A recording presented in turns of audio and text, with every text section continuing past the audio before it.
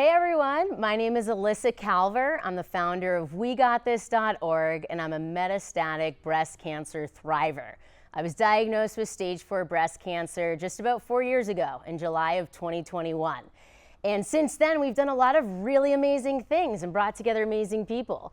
And I love talking to the people who energize me and help me thrive. So I figured, what better thing to do on my birthday, which is today, June 4th, 2025, I am having a bunch of my friends come out and we're gonna have some really fun conversations. And I thought, what should we make the conversations about? It's oftentimes that I refer to my ideas as crazy. And I really refer to them like that because I think that it makes other people feel more comfortable. It's kind of like when I was bald. If I would wear a wig or a beanie or other things to cover it up, a lot of times it didn't feel like it was for myself. It was for everyone else to not feel uncomfortable about it. So with these crazy ideas, I thought about them, and I have quite a few. So I asked some of my friends to come prepared with some ideas that they might have thought other people would find crazy, but maybe them not so much. Or maybe they do, but it's just something fun to chat about. So today is full of me turning 38 and talking to my friends about all the crazy things that help us continue to thrive.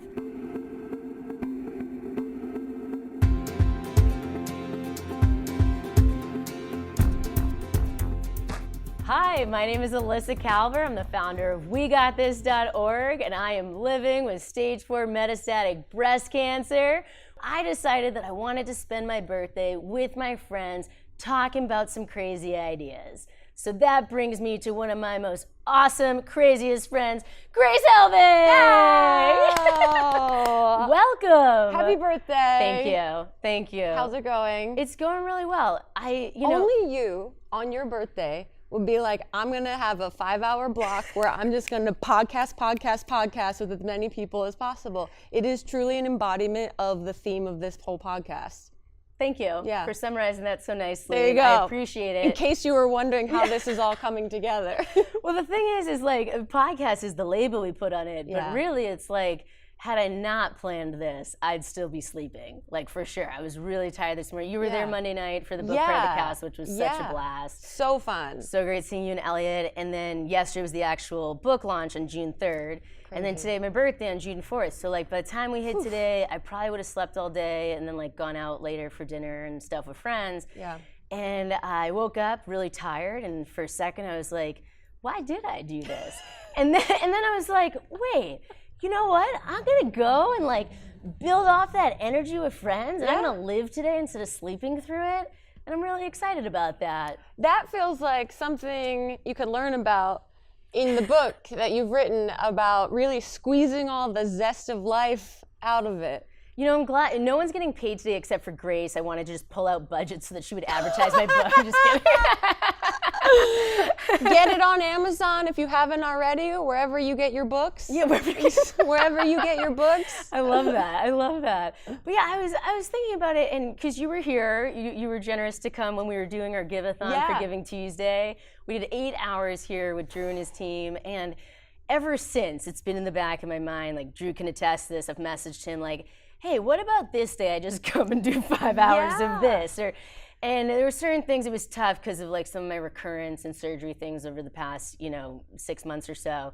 But I was like, you know what? Whenever I plan it, well-meaning friends and family might say, that seems like too much. It seems a little unnecessary, Elissa. It seems, unnecessary is a choice word. Perhaps a little crazy, And I was like, most days I see why people would think that, but it's my birthday, and I can do whatever the fuck I want. Yeah, there you go. Yeah. That's the attitude, absolutely. And even when it's not your birthday, you can still do whatever the fuck you want. It's a good point. It's a good point. Maybe I just use that as an excuse to like really be like, no questions. Yeah, like, yeah. Today's like, an absolute. Don't question me. Yes, a green light day. So as I've been mentioning throughout this, everything we're doing, I just texted you. Yes. I think we talked about this a little while. I might be doing this thing, you had your calendar, and then we text after Monday. This is what I've learned. I went to lunch with Elissa, and she was like, boom, boom, boom, I have ideas. Here's some ideas. What do you think? And so I was like, I got to put this in my calendar in case this is real. because she'll come up to me and be like, no, remember that off the cuff idea I had? It's like you're showing up tomorrow for it. And so I saw you, thank gosh I saw you at your Magic Castle event and was like, I've had on my calendar for a few weeks a podcast. And you were like, yeah, absolutely. That's definitely happening. I was like, great, I'm glad I wrote it in my calendar. So, you know, my strategy with it, it would have been no big deal if like people couldn't do it, was so many things are happening right now. Yeah. We're also heading back east for like our biggest fundraiser of the year on Monday. And so I was like, you know what? Because I tend to maybe overwhelm people with events and ideas. So I'm like, I'm gonna wait for one to pass before I mention again about the next one. There you go. So most people were messaged about the podcast yesterday. Most people are being messaged about some things we're doing for my birthday. I'll update you after this because they're being messaged today or tonight. I just figured, you know, like, let's keep it chill. Let's just enjoy life. Let's just say yes to the dress and go for it. Exactly. Yeah. Exactly. So, what I've been explaining is like, I'll probably add in some intro or thing when I like, actually organize this. But what I would love is for us to just dive right on in to talking about what I kind of messaged to you. And just talk a little bit about how we met, and well, I'm gonna kind of talk about you a bit in that piece that I haven't written or decided on yet because nothing has been prepared before today. What I find really fun, and I think of this when people read like my bio before a podcast or something, it's like things I wouldn't think about saying if I were explaining myself. So if you don't mind, I would love for you to also kind of just like introduce yourself of like, who am I? Who are you? And like what calls to you? Like Grace Helbig here today on Wednesday, June 4th. Wow, that is such a profoundly deep and paradoxical question. Because I've been asking myself, who am I for the last few years? I asked those hard questions. I will say, when I got diagnosed with breast cancer, that was a very clear identity shift of being like, okay, I'm a cancer patient. That's who I am in the world right now. And then it gets a little fuzzy post-treatment. But I am a comedian.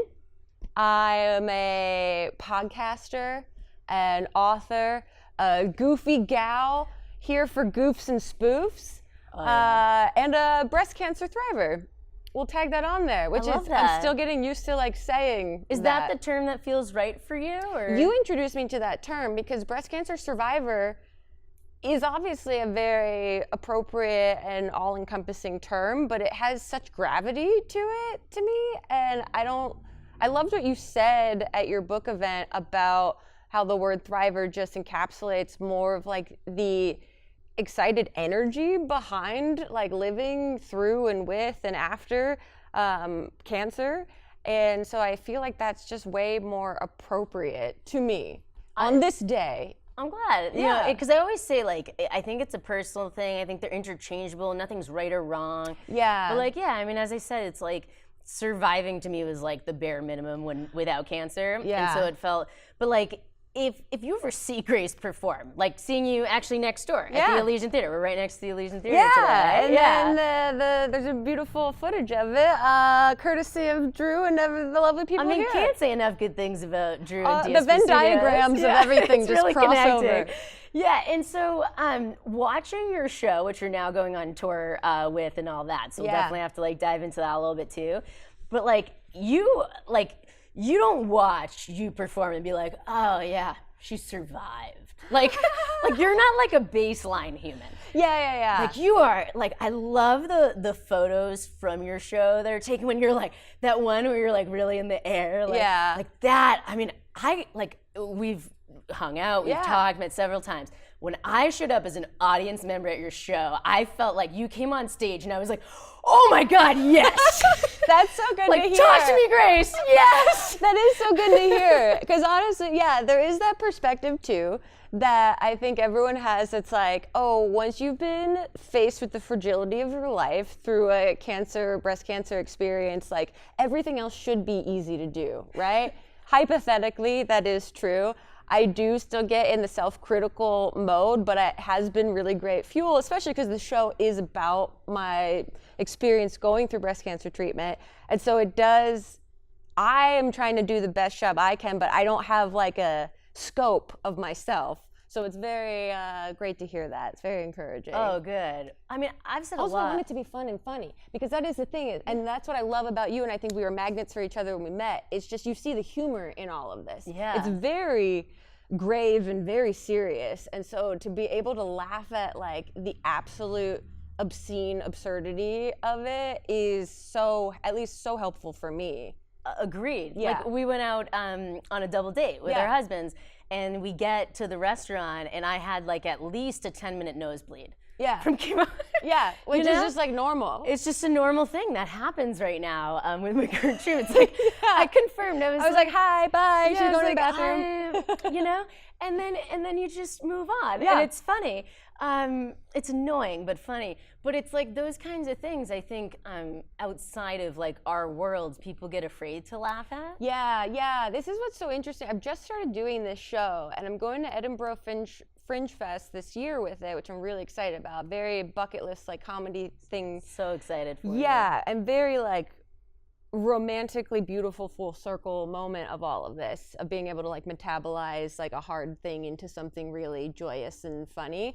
But it has been interesting to see an audience's reaction. Some people are very open to laughing at breast cancer. Some people I think are a little uncomfortable with it. So I'm learning that it's different than any other comedy show or live performance I've ever done, which is never, the baseline is never that serious. This has a very serious baseline to it. So it's interesting to see where people's psychologies land on whether they're like, yeah, I'm with her, this is funny, and she's giving me permission to laugh at it, or like, ooh, I still feel a little uncomfortable laughing about how her hair fell out, or like something like that. So it has been a very interesting process. But with that too, the feedback has been so much deeper and more resonant than any other show I've ever done. I think that's really amazing, cool. and I'm so glad you're doing it. Like as a fellow thriver, thank you for doing it. I think like the more that we talk about these things in a way that is like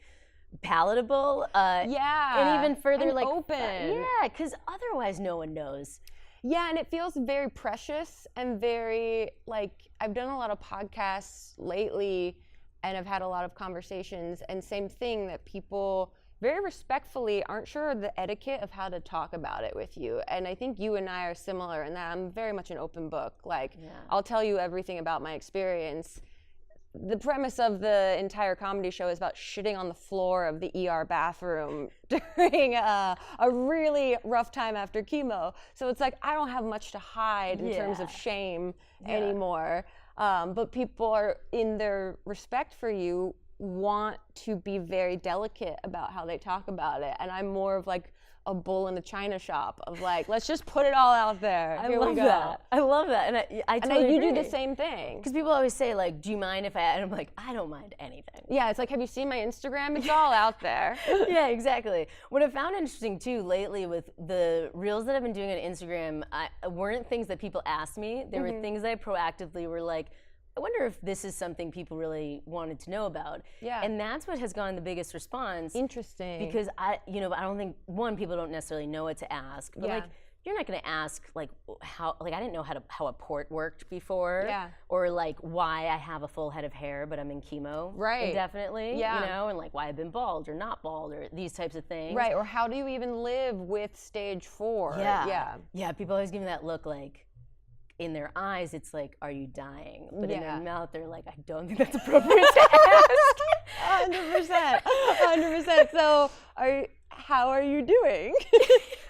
Yeah, and it's confusing. Like, it's even something that I remind myself on is like, yes, like how my book says, I'm thriving with terminal cancer, and that's technically true. But, as you mentioned, from being a patient to now identifying more as a thriver, like, one, cancer's forever, and fill in that blank with other things too, right? I mean, there's so many life things that just like, they stay with you. Grief and, I mean, so many things that people, that I wouldn't even know about because I might not be able to relate to. But it's just that piece, I think, of facing it head on and asking those questions because we're all so different. Yeah, and there's so much, like, people will ask me things that I don't know about breast cancer. Sometimes I feel a little pressured to have a lot of answers, especially like medical or science answers that I definitely do not have.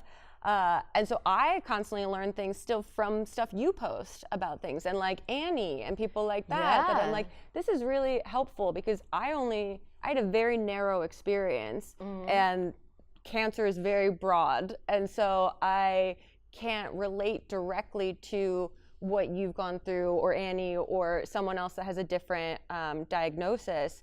But sometimes you feel like you should know all of that stuff. It's tough. I was thinking about this exact thing the other day, and if I can be so bold as to use a sports analogy. Please do. Look at this jock sitting here next to you. So I was thinking about it, and I was like, okay, the word cancer, and it's come up a lot lately because it's like oddly a politicized thing now, and with research and things like that. Yeah. The word cancer is so broad, and we know that especially going through cancer, like even breast cancer is so broad. Yeah. So I think of it, and it's like knowing all about cancer would be like knowing everything about sports, every single sport. Like I'm talking basketball, football, hockey, but I'm talking curling. Yeah. Like, I don't know. Rhythmic gymnastics. Synchronized swimming. Yeah. Like you have to know every detail of everything, how you train for each one, like all that stuff. And they're so different. Yes. What you need for each one is different. How you might feel from each one is different. Yep. How you might look could be very different. Yeah. And that's the feel about cancer, because like, our friend Annie, like Annie and I are both stage 4 metastatic, but we're opposite in our types. Wow. So our treatment is totally different. Like I learn a lot from watching Annie's things. I know we've never had double mastectomies. Yeah. So like I don't know a lot about that. I learn through other people. But it is interesting because people will always ask specific to that. Yeah. Like, okay, so my friend's having double mastectomy, can you help out or talk to her? And I'm like, I'd love to, but honestly, I'm probably not the one to be able to help. That's what I say too. I have the best intentions of wanting to know, but my brain doesn't retain that information unless you're like a Hank Green, and then you have like a full capacity for science and medical information. Yeah, I learned a lot from it. I'm not that smart. Yeah, me either. I've learned that I'm a comedian and that I am not in that world of what they call retaining information. I just, stay in my lane. Yeah. And the brain fog, it does its own thing. So it's not what it used to be up there. No. Well, it's showing its prime, and I'd like to take that opportunity to circle back on you shitting on the floor. Yes. This is just a quick compliment moment. I have to say. I know, right? A curveball. There's not many people on stage that can look as like pretty and cute and carefree as you talking about shitting. Thank you so much. And like I don't think I could do that. That means and like a lot. people could look at me the same, and you do it, and you finish up, and you see after the show, and you watch the rest of it, and you're like, you are just such a beautiful person still. I know, I do forget what the content actually is that I'm saying, because it was immediately funny to me. I made a YouTube video about it after the experience happened, because I was documenting my whole experience through treatment sort of lightly. And so I had become, I think, also just immediately desensitized. I wonder if you had this experience too, of like, you get thrown into this crazy world, your world turns upside down, and then you sort of quickly have to decide to say yes to the distress of it all and go, okay, my body is used for science now. And so I'm completely desensitized to all of the things that might come out of whatever hole at any time. Yeah. And so I forget that still is relatively a inappropriate topic of conversation for people. It. That's what I'm hoping to do. Yeah. And then like, don't think it got past me that you're, like when I saw you, at least you were wearing a jumpsuit. Yes. And I'm thinking like, wow, imagine her doing this feat, having to like unzip her. Get a jumpsuit. Yeah. It'd be ruined. It would be absolutely ruined. And then I'm picturing like the closet in your hospital room has just like a slew of jumpsuits. Yeah. It's like Doug Funny meets cancer survival tactics. Yeah, absolutely. I can see it. Yeah. I'm gonna pivot from that piece now, but I'm really glad. I'm really glad we gave it the time it deserves. Yeah. If you guys, don't follow Grace already, make sure to check out where she's going to be. If you're in I feel like I always say it wrong. I've learned. I've been saying it wrong. It's Edinburgh, is how everyone in Edinburgh says it. Even though yeah, exactly. I cannot hear it not like that. So I get awkward every time I say it, but I will be at Edinburgh Fringe Fest in August doing 23 performances. That's wild. Yeah. I can't wait to hear about it. My God, I just had an appointment with my oncologist this morning, and so I might get some intravenous iron before I go to help with my white blood cells and energy levels. So extra. I love it. I know. I was like, what won't make me faint by the third show? Yeah. I think Eric's done that before marathons to help with muscle cramping. That's what I'm hoping it gives me some stamina, because it is going to be a bit brutal in terms of physicality, but also kind of exciting. Yeah. Well, and I mean, when you have cancer too, like you can pretty much get prescribed anything you want. So that's what I feel like too. Yeah.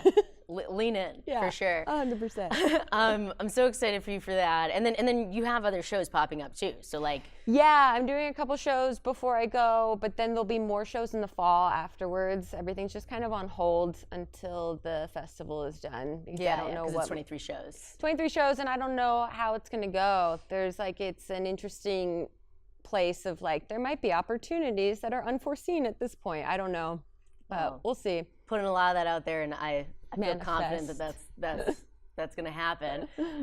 So I'd love to hear. So I texted you. Yes. And basically just said don't overthink it. I just want to know what is a crazy idea you've had? What is it that you want to come to the table with? And I'm gonna give you the floor here. Okay, this is not entirely. Well, it's not my idea, but I drafted off of and did this with her. Mamrie Hart, who is my best friend and podcast co-host for years. We have a podcast called This Might Get Weird every Wednesday.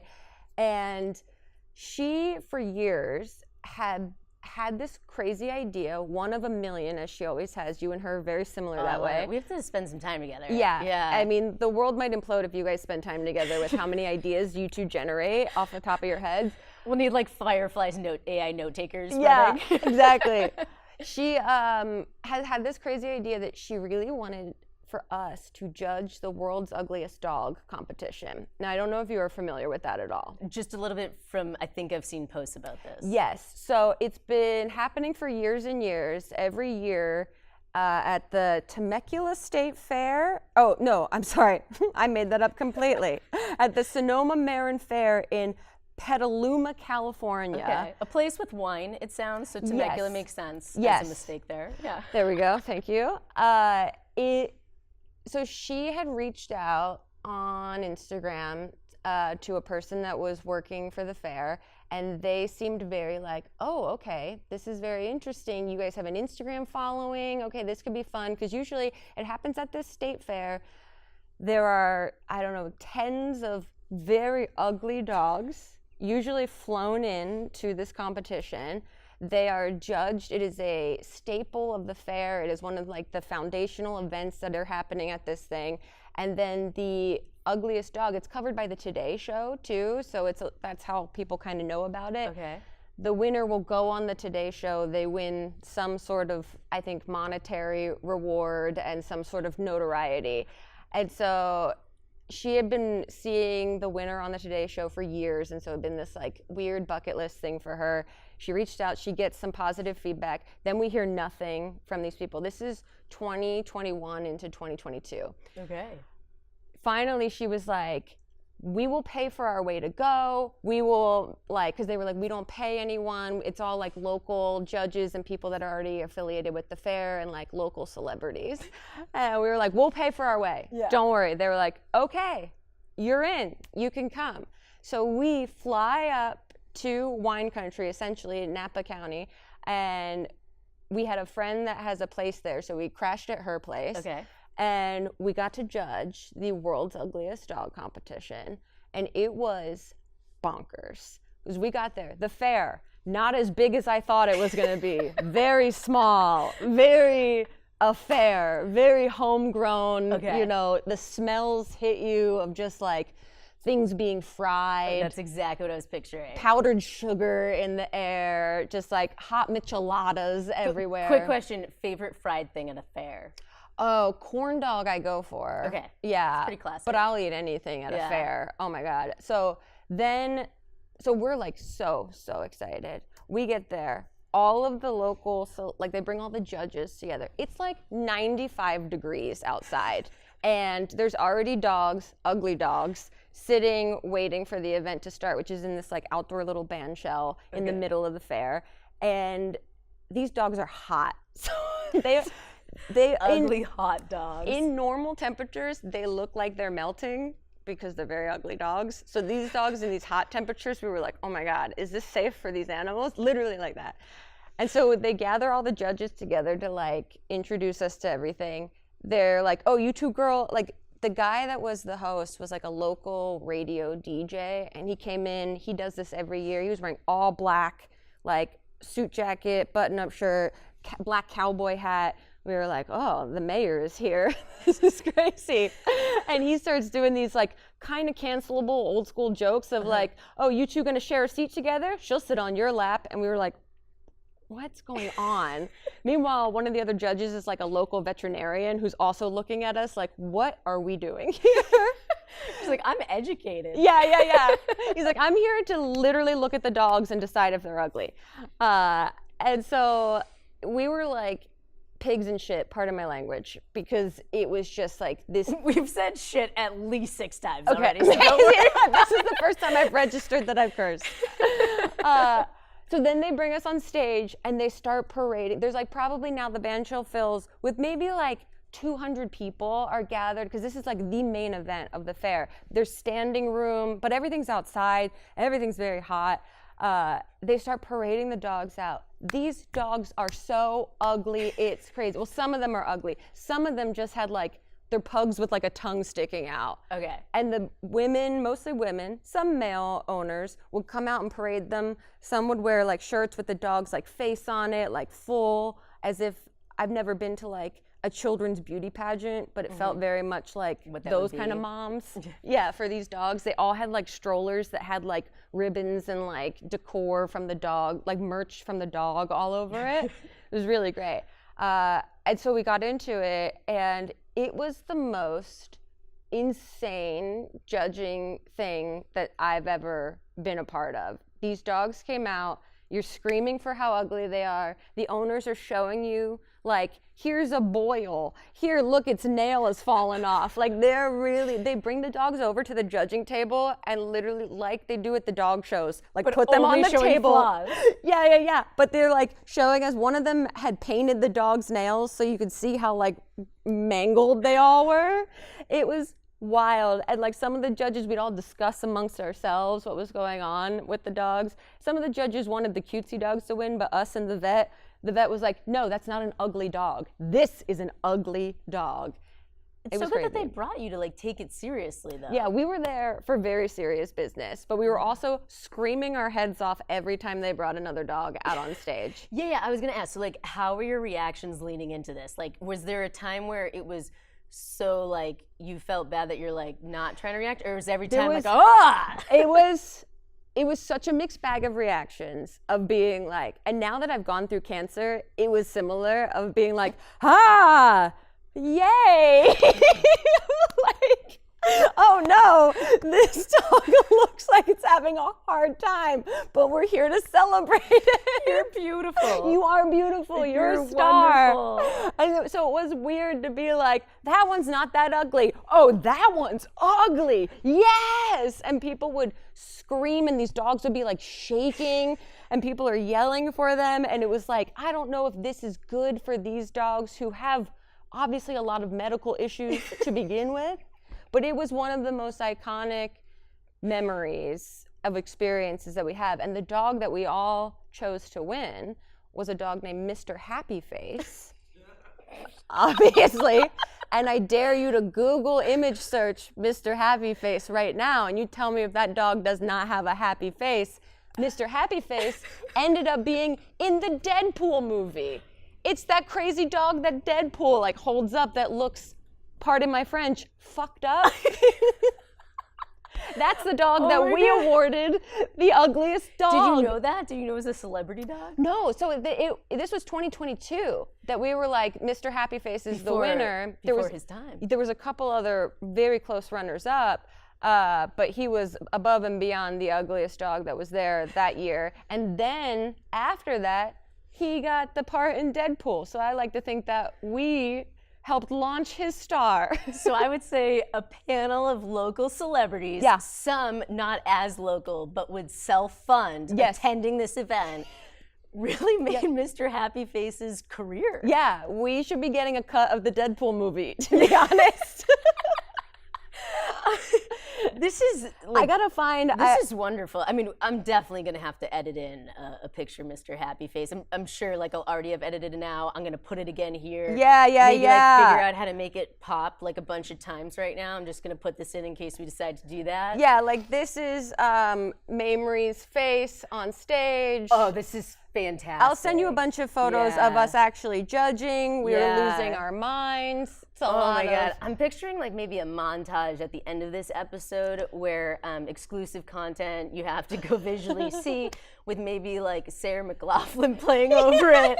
It was like these poor dogs, because some of them had flown in from other states, and like the prize money, I don't remember it being incredibly significant. It might have been like $1,000 or like a Petco gift card or something. I'm not totally certain. But then, you know, this dog ends up in his dog pool. I mean, having a platform, Yeah. right? Like you guys can attest this. You create a platform, and who knows what, you know. Glozell was an earlier guest on this, and we talked a bit about Glozell spent 365 days in a row attending The Tonight Show with Jay Leno. Did you know this? What? This was like pre-YouTube days, pre-Cinnamon Challenge. She went every day. She was Jay Leno's biggest fan, and she would do content She was like Jay Leno's biggest fan. I mean, I'm might be taking that in my own like creative context, but I'm gonna say yes. I mean, you have to be to go for a year straight to his show. Yeah, and she was there. She was early. She was getting the tickets. People were coming in. She was interviewing them, and this is before like editing was easy and all that Yeah. stuff. She was doing it. And to the point where after the 365 days, she got asked to like come talk to them. Yeah. And she's saying like, "This is my moment. This is my time." Oh, no. They banned her from the show. I was gonna say, I was like, this meeting could go really good or really bad. It did not. But then, I like to think that those moments paved the way Yeah. for Glozell to come into her own with the Cinnamon Challenge, who has led her for so many people to be blessed by her. She put our platform on the map. Yeah. She made it possible for us to be seen in the world in a way in which I think represents us well. And that's what I think, you and Mamrie did here for these ugly dogs. Yeah, you really gotta put yourself out there. You really gotta send that DM. You really gotta just ask and see what happens. Is this an annual participation now? Yeah, well, no. So that's the other thing. We thought we crushed it. We thought we like brought it, because we were by far the youngest people on the judging panel. Yeah. And so we were like, we are ushering in a young millennial Gen Z generation to this with event. large followings. Right, we thought we are doing them so many favors. We're gonna get to host this next year. No, they stopped responding to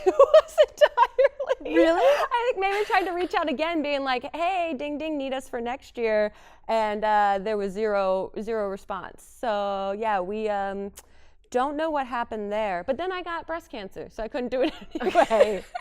So it all worked They were out. probably like, Yeah, she stopped now we don't have responding. to dodge anymore of Grace and Mamrie's DMs. I know. They were like, "Please stop contacting us." Is it like a faux pas if we like did this in our own way here? No. Like, could we do that? Like, could we recreate this? Oh, do No. the ugliest dog contest Yeah. here? Oh, I don't know. I don't know if they have the trademark of the competition probably itself. But yeah, it's the timeline all worked out as it should. I'm so glad. Yeah.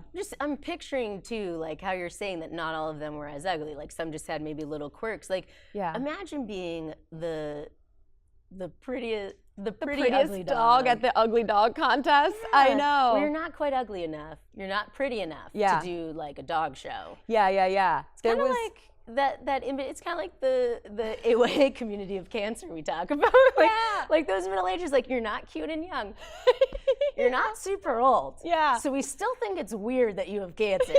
And it definitely makes the general public uncomfortable. Yes. But yeah.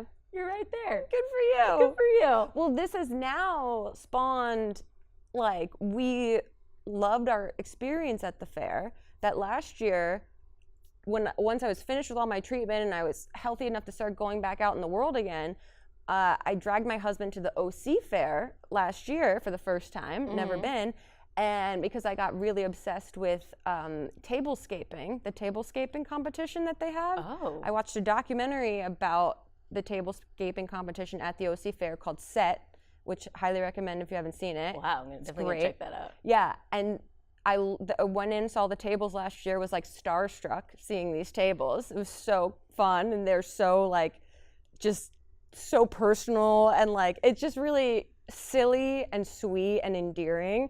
And so we've entered this year, Mamrie and I. We are actively working on a table that will be up at the OC fair this year. So that's another potentially crazy idea that we are currently in the middle of. Crazy. Awesome. Yeah, it's like when is really the OC fair? It is the month of August, or it's the end of July into August. So what kind of prep goes into this? Are you kind of planning in advance, then you go and you have to set that up? Yeah, it's very serious business. Like only one of us is allowed to set it up. They have like a holding area for like the other person. Yeah, to go sit in. Are they there like, okay, move that side? Yeah, I think they're really strict about how you can only have one person completely It's not like involved. a tag team situation. You can't like tag in and out. Not that I know of. And so we want to go in with respect for the competition and the sanctity of the art form itself, because it is very much about like old school traditional table setting of like how far apart your silverware is, where your what kind of cups you're using or plates or whatever, while also being like, here's a creative theme, and then you build a table around a theme. And so it'll be our first year. We're really excited. We have about a month, I think, to finish our table. We only just started. We have had the whole year to do it.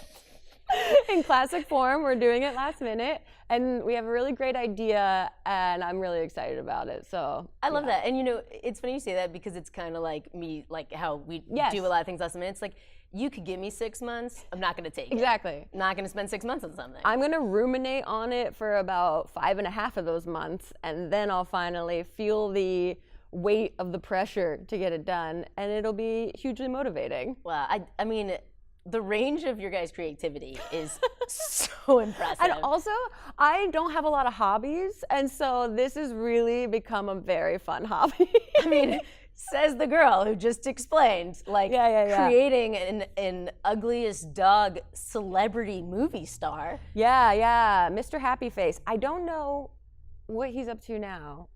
I hope he's well. Me too. I know, because when you mentioned the medical issues, that does make a lot of sense. Yeah, with some of these. It also is interesting because I don't know how long this competition can actually go on. It feels like the more progressive our culture gets, it might begin to frown on a competition like this. Yeah. So it might be on the tail end pun, I guess. But that was really good. But so I'm glad we got in when we did. I'm glad too, and I think maybe the overall theme of the fairs is really like I didn't grow up going to fairs. They're really fun. Yeah, I've only been to a few. The thing that I think I went to the OC fair one year. Yeah, it's and so fun. It was very fun. The thing that surprised me most, fried Hawaiian punch. I've never tried that. Because you're seeing fried Oreos, corn dogs, and those things. Fried Hawaiian punch. I'm like, am I gonna eat it and like Hawaiian punch is gonna start its mouth? Like, what is that?